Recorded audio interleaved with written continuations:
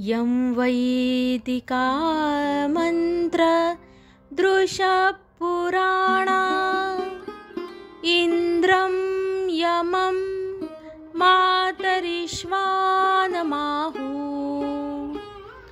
वेदान्तिनो निर्वचनीयमेकं यं ब्रह्मशब्देन विनिदर्शयन्ति शैवायमीशं शिव इत्यवोचन् यं वैष्णवा विष्णुरिति स्तुवन्ति बुद्धस्तथाहरनिति बौद्ध जैनः सत्श्री अकालेति च सिक्खसन्तः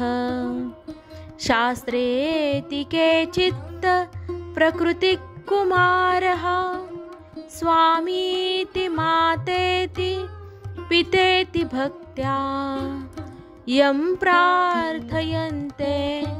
जगदीशितारं स एक एव प्रभुरद्वितीय स एक एव प्रभुरद्वितीयः।